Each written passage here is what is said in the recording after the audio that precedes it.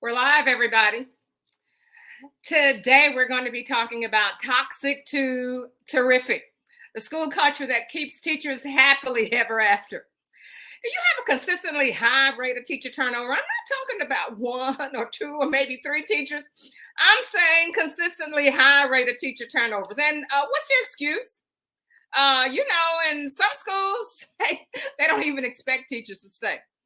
You see, if you have a consistently high teacher turnover, you may have a toxic school culture.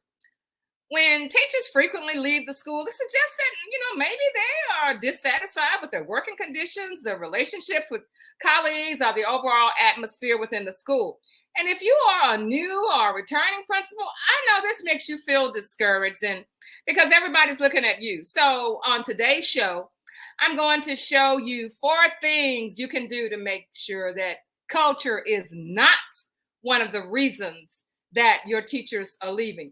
So not only are you going to find out about school culture, but what we're going to be talking about today is going to help you identify school culture. We hear people talking about school culture all the time, but you just can't put your finger on it. So that's what we're going to be talking about today. Hi, my name is Barbara Polk. I'm your host, Principals on the Come Up, where we transform schools into hallelujah success stories. And the things that I'm sharing with you today are the things that we are discussing in our Emerging Principals AP Mastermind. So these are things that we share, and these are the things that I want to discuss with you today. So, Thomas Jefferson said, if you want something you never had, you must be willing to do something you've never done. I live in Southeast Texas, and we celebrate Mardi Gras down here, and we always go to the Mardi Gras parade. So for years, our family and our extended family would stand along the street for hours waiting for the floats to come by and for the bands to pass by so that we could holler, hey, mister, throw us some beads and candy just like it is in Mardi Gras. But during the parade, we got tired standing up there for hours. Some of our older family members were really lethargic, and sometimes it would be cold out there and they didn't have a place to sit, but they wanted to be a part of the celebration. So we knew that we had to do something different for our family and for our friends so that they could be safe, that they could be comfortable. So we decided to lease a space along the parade route. And we bought a covered trailer and we put on that spot. The trailer had lights. We had food in there. It was shelter. It was a place to sit, and we had our music in there. So our friends would stop by every year and look forward to having fun with us. We wanted to enjoy the Mardi Gras parade with our family. So we had to do something that we had never done before. We were willing to make the change. Like you, if you are experiencing teachers leaving, you have to do something different. You have to know that teachers want to stay in a culture that is one that makes them feel safe, one that makes them feel protected, and an environment where they are respected. And not only are the teachers respected, but also the students on the campus and the community at large. So I want to tell you that we're going to be talking about that today. And for those of you who don't really can put your finger on what a toxic culture looks like, let's talk about that. So a toxic culture is a culture that's negative, where people have attitudes, where the practice within the school community is where the teachers and the students and the staff constantly putting each other down, and they're not achieving their educational goals. So what I'm going to discuss with you and tell you are ways for you to determine if your school is a school that has a toxic culture, and it may be the reason that teachers are leaving. The first way that you can tell that you have a toxic culture is high teacher turnover, of course.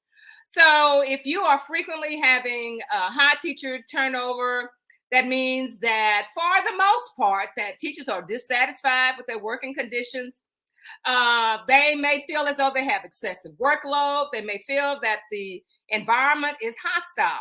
So that's one reason, one thing to determine if you have a toxic culture.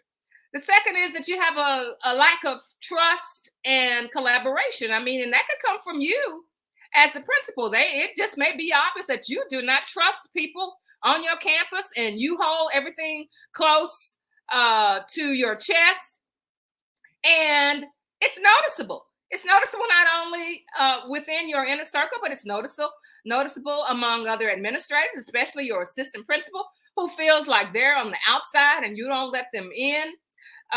Teachers don't feel supported, or your administrators don't, or your team leaders don't feel supported. And they see that there is an unwillingness to collaborate due to fear of making mistakes. So, if you are on a team and you try to make suggestions, nobody wants to hear it. You're unsupported. That's considered part of a toxic culture. And of course, the morale. That's the next thing. The morale is going to be low. It's going to be low job satisfaction. There'll be mumbling and grumbling among the teachers. And they sometimes don't express their dissatisfaction directly to you, but they express their satisfaction directly to each others and anybody else who wants to listen to it in the community. So that means that, that's another indication of a toxic culture. And, we talk about our students bullying. We have adults on campuses that are bullies, and you know who they are. And what they do, they have a disrespectful kind of behavior. And this is, peer-to-peer, the mistreatment of each other.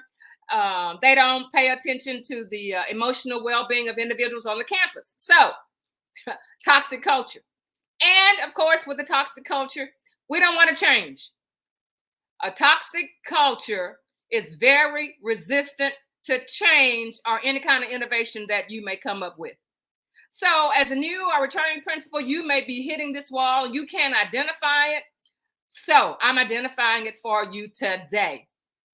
These are elements of a toxic culture. And no teacher who has any option to go someplace else is going to stick around in a toxic culture. Other things about a toxic culture is that there's a lack of transparency. People do things and they don't tell you the real truth behind, why they're doing things.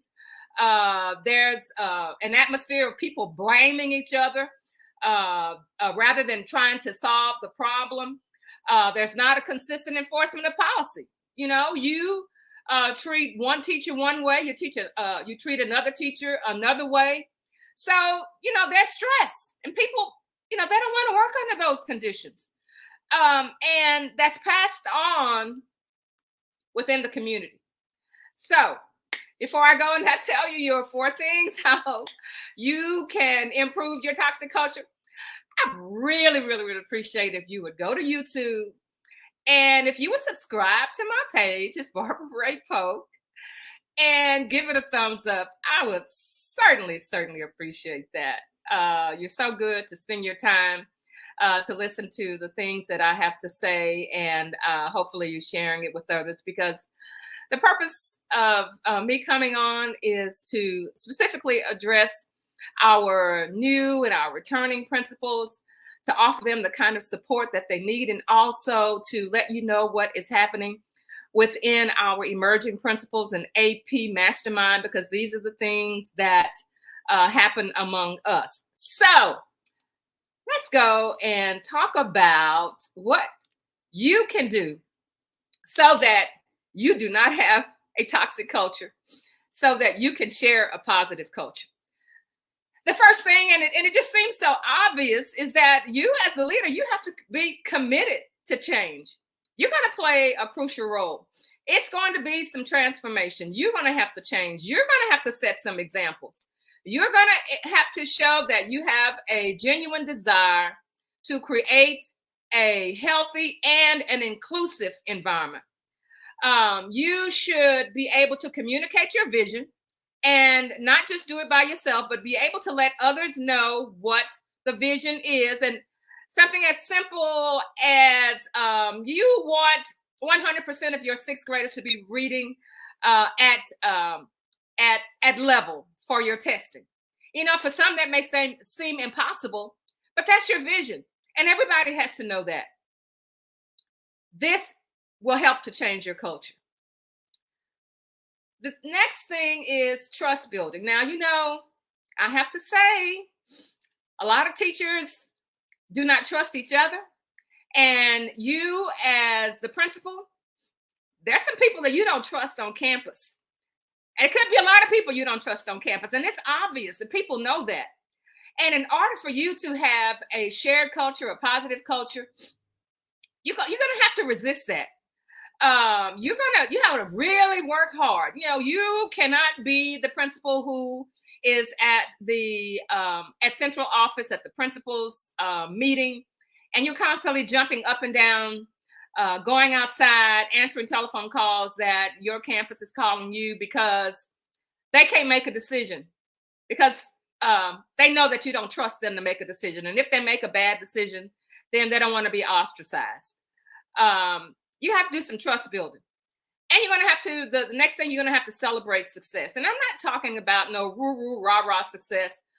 Just celebrate your small wins. People need to know that the hard work that they're putting in, that you recognize that. You recognize the change. You have to acknowledge their progress and their achievement. And that's going to boost the morale. And it's going to reinforce this culture change that you're working towards. And accountability. Sometimes the culture is that some of you do not hold all of your people accountable. You're going to have to hold people accountable for their actions and behaviors, and especially those that undermine your shared culture. You are going to have to implement consequences for violations of the established norms, and ensuring fairness and consistency. Now, for some of you, that is going to be a difficult task. And the job that you have as the principal of that campus, it is not an easy task. And nobody who ever became great at their job was somebody who was afraid to make decisions. And I'm telling you, principal, assistant principal, if you are not prepared to make those hard decisions, then maybe you need to be the one to start doing some introspecting and decide that, by golly, I'm going to stand for this. I'm going to make the change that's needed in order to keep teachers, retain teachers, attract teachers, because you have a campus that has a shared culture. So let's look at ways, again, for you to be able to change the culture. You're going to have to be committed as a leader.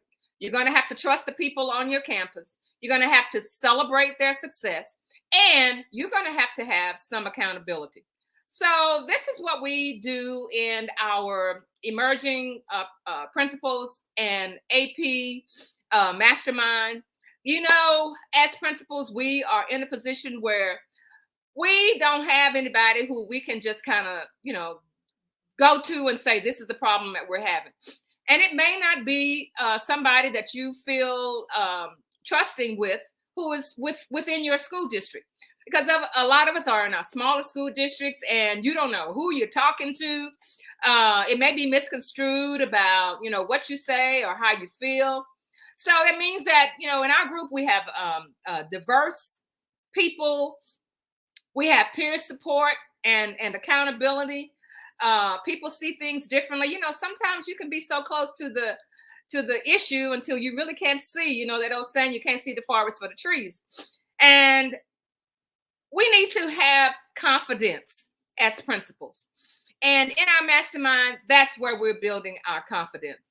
So principals, what we were talking about today is toxic to terrific culture that keeps teachers happily ever after.